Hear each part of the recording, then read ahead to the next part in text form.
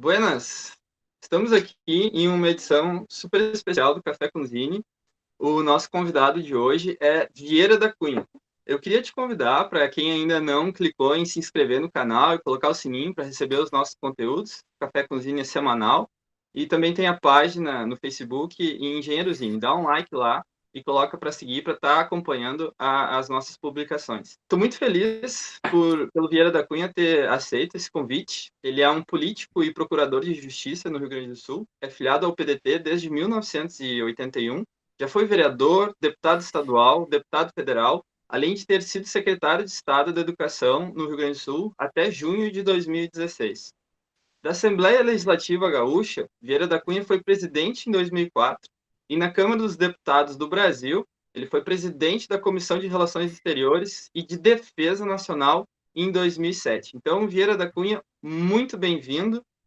É uma honra e uma satisfação poder contar contigo nesse café. Obrigado, Zine. Eu que agradeço esse honroso convite, né, para nós trocarmos algumas ideias. Estou totalmente à tua disposição.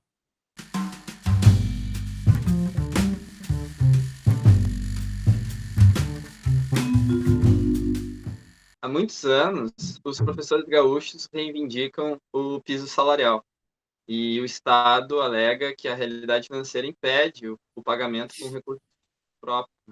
E aí eu queria te questionar, na tua opinião, como ex-secretário estadual de Educação, qual é a saída para o cumprimento da lei do piso salarial dos professores aqui no Rio Grande do Sul?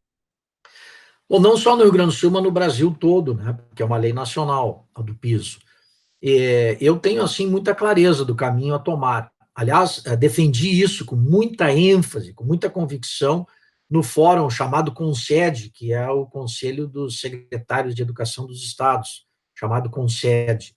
Eu, inclusive, coloquei no papel a minha proposta, na época, distribuí para todos os secretários de Estado da Educação, pedindo apoio dos meus colegas na época, levei aos líderes do parlamento, tanto do Senado como na Câmara, e defendi com muita convicção aquilo que eu acho que é o caminho até hoje: instituir o imposto sobre as grandes fortunas e destinar o recurso proveniente desse imposto, que está previsto desde 1988 na Constituição e até hoje não regulamentado, por razões óbvias, porque atinge exatamente os que mais têm, né?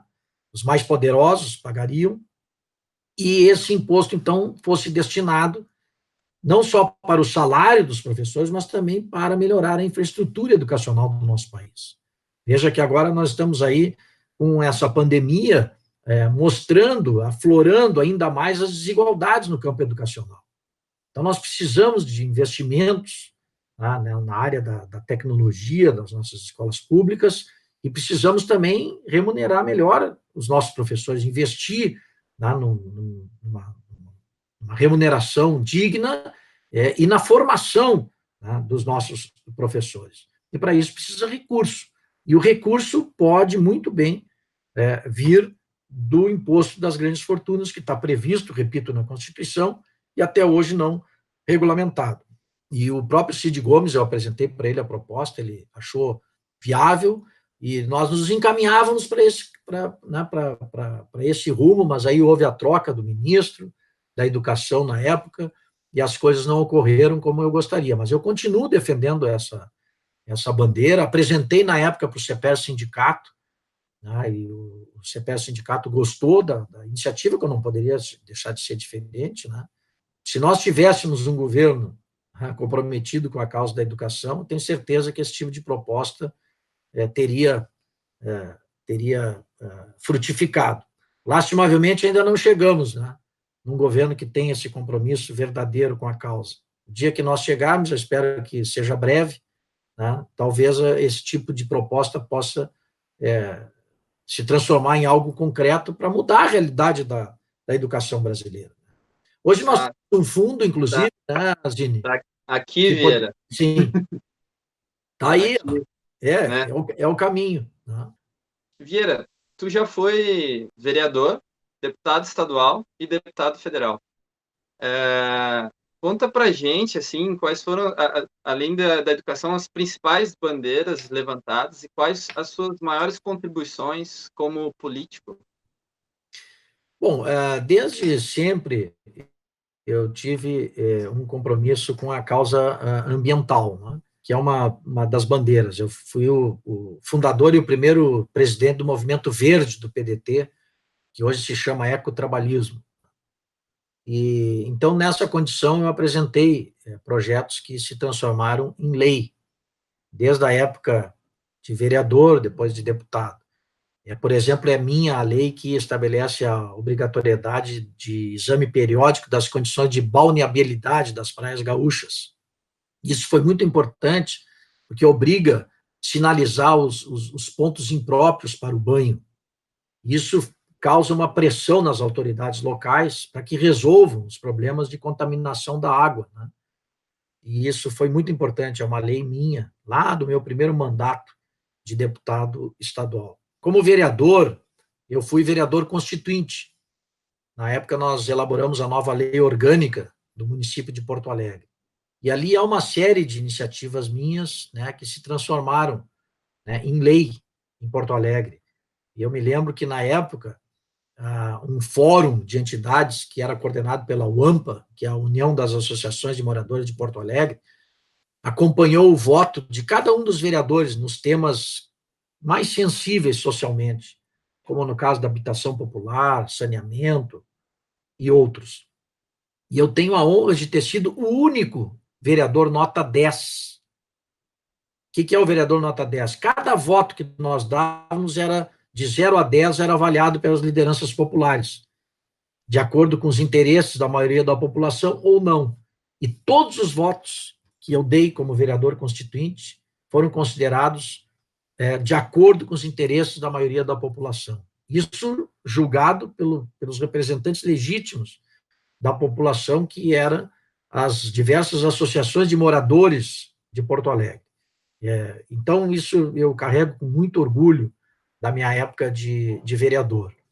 E como deputado federal, eu tenho essa lei que tornou o Brizola, reconheceu o governador Brizola como herói da pátria, e eu tenho uma outra lei que eu também destaco, que é a lei que instituiu a colaboração premiada no país. Eu sei que ela é polêmica, eu sei que, inclusive, há gente do próprio partido do PDT que discorda, mas eu considero que foi um momento importante para fortalecer a luta contra a corrupção, não só em todos os níveis, né, municipais, estaduais e federal. Então, essa lei veio exatamente para estimular as pessoas a colaborar com a justiça. E com a palavra deles, ir atrás das provas. Aí sim, provas. Então, a colaboração é um meio de obtenção de prova. Tanto é que eu coloquei na lei um dispositivo que diz textualmente o seguinte: ninguém será considerado culpado exclusivamente em função das palavras ou dos depoimentos dos colaboradores.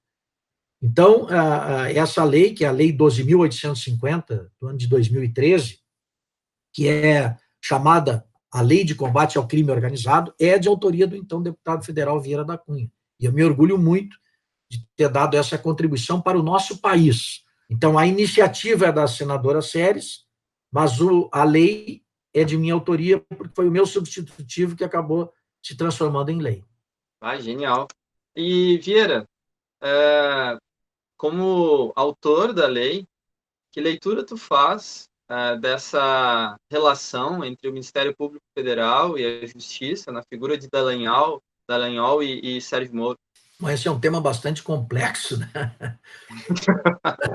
É complexo porque essa figura do Moro é uma figura interessante, né? Porque ele era um juiz, né? O juiz da Lava Jato, e depois se transformou num ministro. Quando ele se transformou no ministro, a mim, pessoalmente, ele decepcionou, porque ele acabou, né, renunciando à magistratura para ser ministro de um governo no qual eu, pessoalmente, não acredito. Eu acho que quem acreditava está se dando conta que entrou numa furada, né? Está dando provas aí. O próprio Moro saiu atirando, né, dizendo que o presidente queria interferir politicamente na Polícia Federal, fez uma denúncia quando saiu do governo. Então, eu pessoalmente acho que o Moro, o Dallagnol, cumpriram o seu papel, né, como um como juiz e outro como procurador da República, e a Lava Jato, inquestionavelmente, devolveu para os cofres públicos, e continua devolvendo, uma montanha de dinheiro que foi desviado. Está comprovado que houve falcatrua envolvendo a Petrobras, envolvendo as empresas públicas. Houve, hoje, só quem está muito, digamos assim, obstruído na sua visão pelo fanatismo político partidário é que não vê que realmente houve, né, desvios. Agora, a minha visão também é crítica em relação a alguns episódios. Eu acho, por exemplo, que o juiz, o magistrado e o membro do Ministério Público, né, tem que manter, né, a sua imparcialidade, a sua independência. E aqueles vazamentos do Intercept, né, mostraram que houve alguns episódios ali que não são propriamente republicanos, digamos assim. Né? Então, houve falhas na operação, sim, né? Houve alguns desvios, sim, mas isso não quer dizer que o seu resultado, né, deva ser desmerecido. Então, eu te diria assim, Gini, para resumir, eu acho que a gente não pode ser seletivo nesses assuntos. Né? Quer dizer, eu denuncio, eu luto né, pela lisura, né, pela moralidade pública, quando é no quintal dos outros. Agora, quando atinge o meu quintal, não, aí é falcatrua, aí é armação. Não, para aí um pouquinho. A gente tem que ter coerência, né? Ou a gente luta contra a corrupção e quer que todos sejam punidos, independente de ser do nosso partido ou de outro, e aí nós temos coerência, ou, né, nós vamos contribuir para o descrédito que hoje a política tem perante a sociedade. Exatamente por isso, né? Que quando eu sou governo, eu tenho uma posição, quando eu sou oposição, eu tenho outra. Não, a gente tem que ter, né, alguns princípios firmes e ter coerência. Eu acho que o que a sociedade quer dos partidos políticos, das suas lideranças, é coerência, né? Não é mudar de discurso de acordo com o lado do balcão que a gente está. A gente tem que ter causas, ideias, propostas e defendê-las, independentemente de que lado do balcão a gente esteja, né? Ah, genial, Vieira. Estou fazendo várias anotações aqui, está sendo uma formação política intensa para mim. Eu queria falar um pouco sobre os tempos atuais, Vieira, no contexto da pandemia de coronavírus, né, e essa conjuntura da péssima relação internacional do governo Bolsonaro, dos equilíbrios, descontroles, da postura que ele tem como um líder nacional, né? E a crise enfrentada, a falta de perspectiva quanto ao uso de um medicamento eficaz versus a demora pela descoberta, enfim, desenvolvimento de uma vacina, diante desses desmandos políticos e de cenário preocupante. Né? Cada dia é um número de mortes. Começou assim com número de notificação de casos, aí depois foi para número de internações, e agora o que a gente acompanha no dia a dia é o número de óbitos, que é uma coisa que a gente, irreversível, que nos entristece, gera muito luto no Brasil, né? Eu queria questionar, na tua opinião, como fica, nesse contexto todo, a importância dos serviços públicos e do SUS? Olha, é uma importância inquestionável, né? Porque imagina só se nós não tivéssemos o SUS com todas as suas fragilidades, todas as suas lacunas, né? Com todas as suas deficiências que nós sabemos que existem. Mas ele é um sistema que hoje está dando condições, né, para o Brasil enfrentar, né, essa pandemia. E só não estamos enfrentando com mais eficiência porque, lastimavelmente, como tu bem lembraste, temos aí um presidente da República negacionista. Né? Ele, desde o início, né, dessa crise sanitária, ele tratou de negar a gravidade. Né? Isso, quando parte de um presidente da República com a autoridade, a responsabilidade que o cargo exige, é um ato, olha, que beira a criminalidade. Né? Tanto é que já houve denúncia contra o presidente Bolsonaro no Tribunal de Haia, foi feita pelo PDT, inclusive, né? Porque essa postura irresponsável dele nesse episódio, ela é de uma gravidade enorme. Né? na medida em que confunde as pessoas, ele, suas declarações infelizes, como dizer que, não, isso é uma gripezinha, mas como, né? Nós estamos aí com esses índices absurdos, né, de mortalidade, o mundo inteiro, né, tratando de priorizar uma vacina para que a população tenha segurança e se ela só virá com uma vacina, e o presidente da República na contramão de todos esses esforços da OMS, da Organização Mundial da Saúde, de todos os governos responsáveis do mundo inteiro que estão procurando, né, atuar de forma mais eficiente no combate a essa pandemia, e o presidente Bolsonaro andando por aí, né, sem máscara, dando mau exemplo, promovendo aglomerações.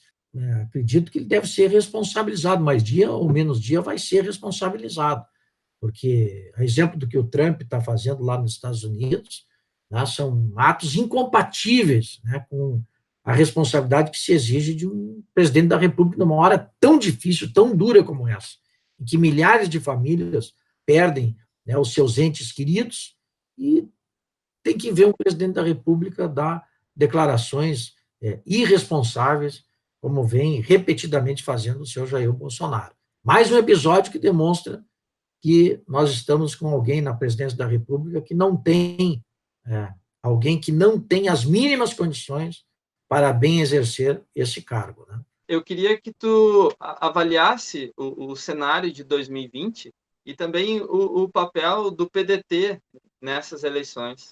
Como eu te disse, lá em 2016 eu ainda tinha vontade de continuar militando politicamente, mas infelizmente não consegui formar uma aliança.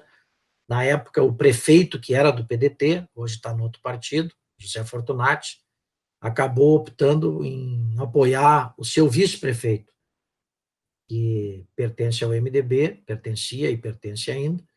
Então, ficou inviável eu ser candidato a prefeito contra a vontade, né, do prefeito do meu próprio partido.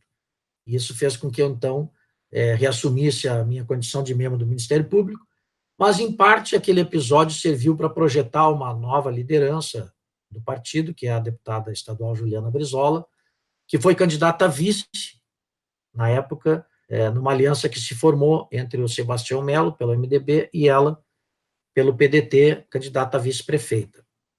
Então, isso projetou a deputada Juliana, né, na cidade de Porto Alegre, já era a sua base eleitoral, sempre foi, ela foi vereadora aqui na capital, e hoje, então, existe essa candidatura consolidada da Juliana Brizola a prefeita de Porto Alegre. Eu, sinceramente, torço para que, né, a sua candidatura seja oficializada, né, pelo partido e que ela possa enfrentar esse novo desafio, né, na sua vida política, né? E eu, dentro das minhas limitações que a legislação me estabelece para estar em atividade como membro do Ministério Público, vou tratar como cidadão de dar a minha contribuição, né, para a sua campanha. E vou ficar torcendo, né, para que possamos ter a Juliana como nossa prefeita e o Zini como nosso vereador, né? Tenho certeza que ambos darão uma grande contribuição para melhorar a nossa cidade de Porto Alegre, né? Que nossos cidadãos porto-alegrenses possam ser mais bem atendidos, né, no que diz respeito à qualidade de vida, né, que nós queremos aqui que haja no município de Porto Alegre, uma cidade que me abraçou, como eu já disse aqui nessa nossa conversa, lá em 1972, quando eu vim do interior com apenas 12 anos de idade. Eu tenho muito amor, muito carinho por Porto Alegre, e por isso que o que se depender de mim, né, ela sempre vai ter representantes qualificados, né, tanto na Câmara, no Legislativo, como no Executivo. Vieira, como tu é uma referência para o trabalhismo, militando desde a fundação do PDT até hoje, né, e com um estreito laço de amizade com o Brizola, eu queria te questionar o que tu tem para nos dizer da liderança e do projeto político de Ciro Gomes para o trabalhismo e para o PDT. Olha, eu vejo com muita esperança, né? Muita esperança. Aliás, eu já via isso nas eleições passadas. Foi uma pena, realmente, que o Ciro não fosse para o segundo turno, né? Porque as pesquisas todas na época indicavam que o resultado seria diferente. O Ciro tinha condições de vencer o Bolsonaro, coisa que o Haddad não conseguiria. E a realidade mostrou que as pesquisas estavam certas, né? Nem sempre estão certas, mas nas últimas eleições apontava esse caminho. As simulações de segundo turno mostravam que o Ciro tinha condições de vencer aquelas eleições. Lastimavelmente, o Haddad, que foi para o segundo turno, acabou batido, e nós estamos aí, já falamos sobre isso, tendo a desventura, né, de ser governados por alguém que não reúne as mínimas condições para estar como a mais alta autoridade do nosso país. Mas a democracia é isso, né? E as eleições ocorrem de 4 em 4 anos. Então, passada a eleição municipal, agora, no fim desse ano, a nova data está sendo definida pelo Congresso, mas o que tudo indica, o primeiro turno será em 15 de novembro deste ano ainda, elegendo os vereadores e prefeitos. Nós, em seguida, estamos aí numa nova eleição nacional, em que nós vamos eleger deputado estadual, deputados federais, senadores, governadores e presidente da República. E acho que o Ciro, né, tá aí, eu vejo aí ao teu lado a obra recém-lançada dele, né, Projeto Nacional, o Dever da Esperança. Eu acho que o Ciro realmente é uma esperança, que nós possamos colocar o Brasil no rumo que nós acreditamos que ele deva tomar, né? Nós temos um governo comprometido com a causa da soberania nacional, com a defesa do patrimônio público, com o desenvolvimento que nos leve à justiça social, né? E principalmente um compromisso verdadeiro com aquele caminho que nós aqui, desde o início do nosso bate-papo, temos defendido que seja o caminho que nos leve à construção de um Brasil diferente desse, um Brasil mais justo e mais igualitário, que é o compromisso verdadeiro com a causa da educação. Eu não tenho dúvida que o Ciro Gomes, na presidência, nós teremos um governo comprometido, né, com a causa da educação pública e de qualidade.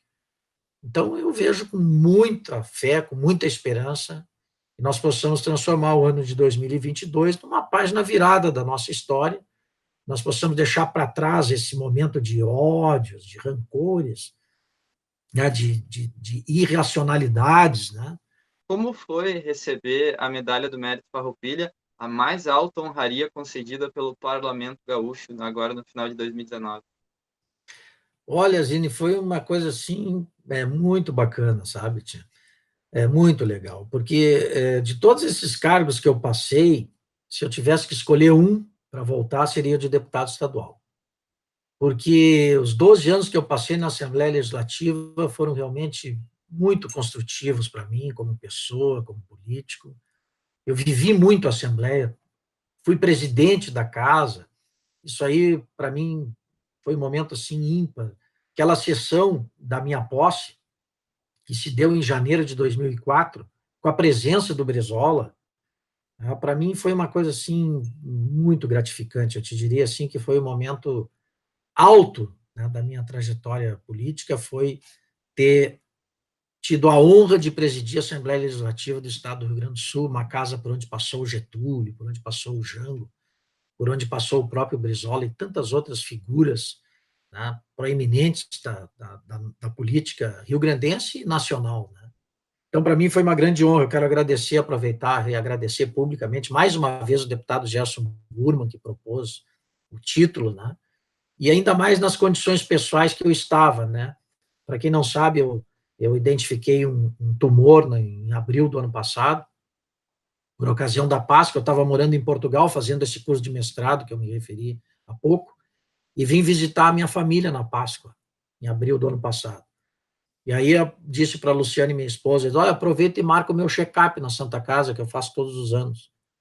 Ela agendou o exame, para minha surpresa, eu não voltei mais para Portugal, tive que ficar aqui, fazendo um tratamento, para um linfoma que foi detectado nessa região do mediastino, e esse câncer, então, eu comecei a fazer em maio a quimioterapia, fiz até agosto, depois fiz um intervalo em setembro e fiz radioterapia em outubro e novembro. E esse título eu recebi em dezembro.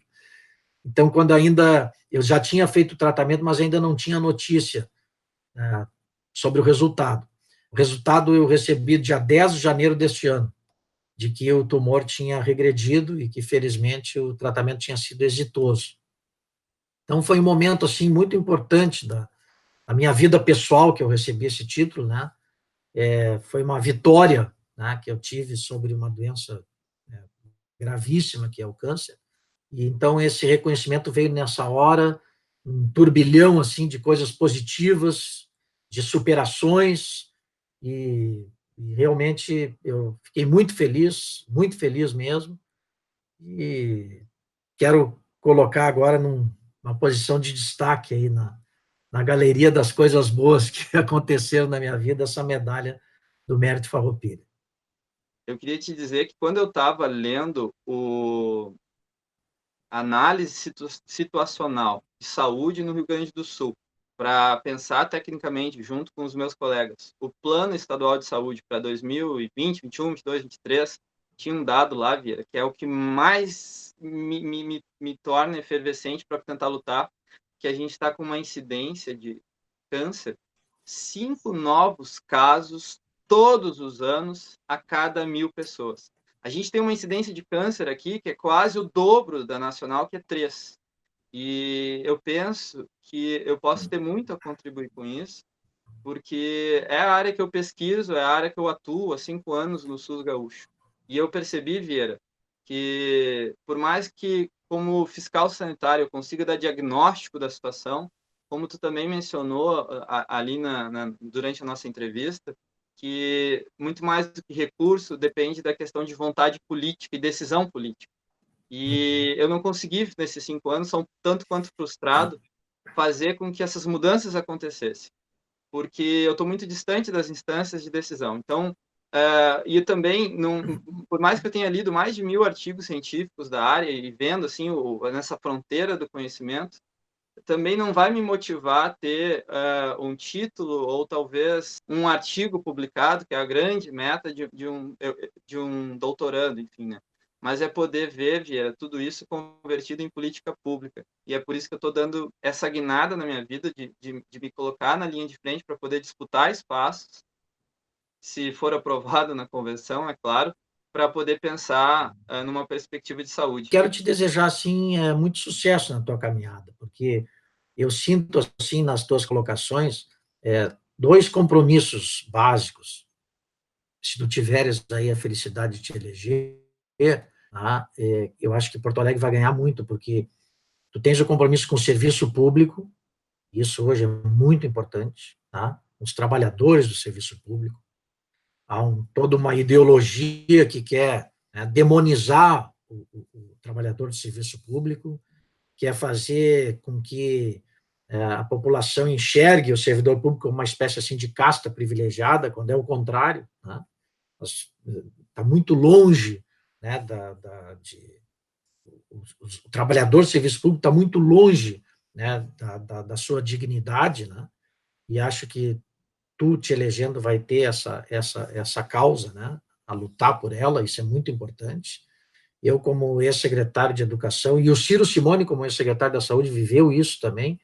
Eu sou testemunha de como a gente ainda está longe de dotar o serviço público nas suas áreas essenciais, como é o caso da educação e da saúde, do número de servidores suficientes para prestar um bom serviço à população, né?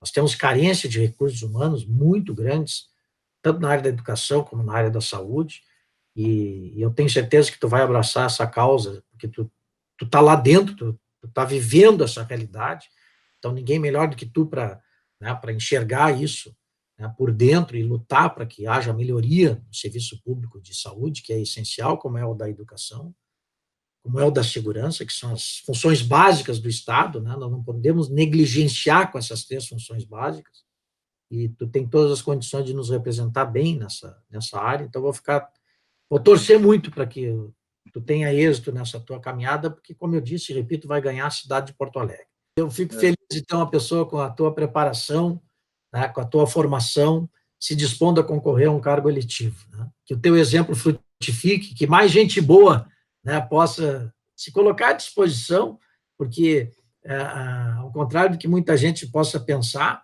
Muita gente pensa assim no mandato eletivo, o cara está indo lá para usufruir das benesses, dos privilégios, né, do mandato eletivo. Não, ele exige muito da gente.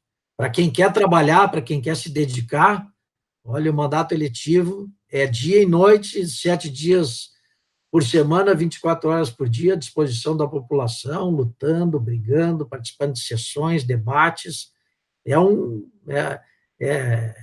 Tem mais espinho do que rosa, né?